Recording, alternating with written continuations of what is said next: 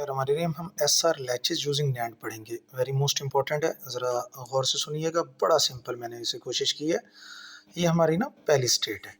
पहली स्टेट में एस का नॉट और का नॉट आप दीजिएगा, यूजिंग नैंड दीजिएगा, और ये आपका क्यू होगा और Q complement. Q set state कहलाती है और क्यू का कंप्लीमेंट आपका रीसेट स्टेट कहलाता है। अच्छा, अब याद रखिए आपने क्या करना है, एस आर का नॉट, क्यू क्यू का नॉट, और आपने प्रीवियस स्टेट ज़रा रखनी है।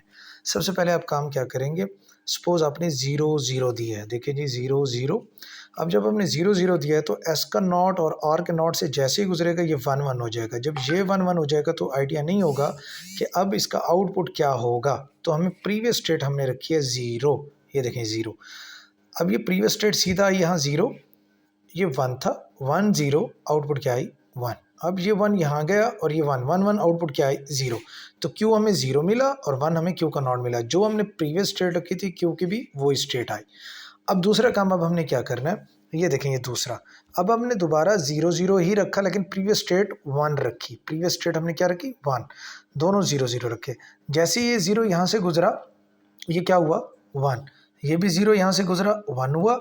ये प्रीवियस स्टेट 1 थी, ये 1 यहाँ आई, 1 एंड 1, आउटपुट क्या आया 0। ये 0 यहाँ गया, 1 0, आउटपुट क्या आया 1 आया।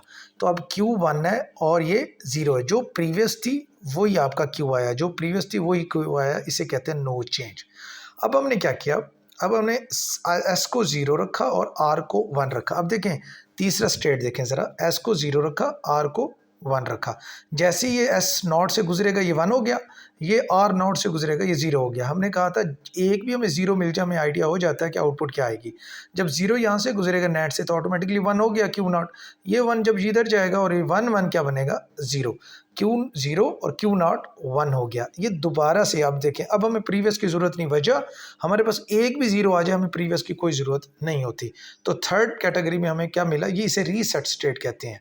अच्छा, उसके बाद हमने फोर्थ में क्या किया, फोर्थ में हम देखिए एस को 1 रखा और आर को 0 रखा। अब एस को 1 रखा, आर को 0 रखा। एस के नॉट से जैसे ही गुजरेगा ये 0 हो जाएगा, ये आर के नॉट से गुजरेगा 1 हो जाएगा। हमें जैसे ही 0 मिला हमें आइडिया हो गया कि इसका आउटपुट क्या आएगा 1। ये 1 नीचे आया, अब ये 1 1, आउटपुट क्या आया 0। आप देख लिए क्यू 1 आया, आउट क्यू नॉट 0 आया। अब जो ऊपर वाली स्टेट देखें तो नीचे वाली ये डिफरेंट होगी, ये सेट स्टेट कहलाएगा। अब नेक्स्ट आप देखें, अगर हम फिफ्थ में जाएं, हमने दोनों को 1 1 रखा। अगेन दोनों को जब हमने 1 1 रखा, ये एस के नॉट से जब गुजरेगा 0, ये आर के नॉट से गुजरेगा 0, दोनों 1 1 थे। अब ये दोनों ही 0 0 हैं, तब ये भी 0 गुजरेगा 1 आएगा और ये भी 0 नेट से गुजरेगा 1 आएगा। तो हमें क्योंकि दोनों 0 हैं और दोनों का ऑटोमेटिकली हमें पता है कि जब ये 0 से गुजरेंगे तो 1 1 आएगा। तो आउटकम्स आपका 1 1 आता है। तो जब 1 1 आ जाए तो इससे कहते हैं इनवैलिड स्टेट। ये है एस आर लैचेज यूजिंग नैंड। तो कमेंट्स में बताइएगा अगर आपको समझ ना आई हो, ज़रा इसे गौर से देख लें।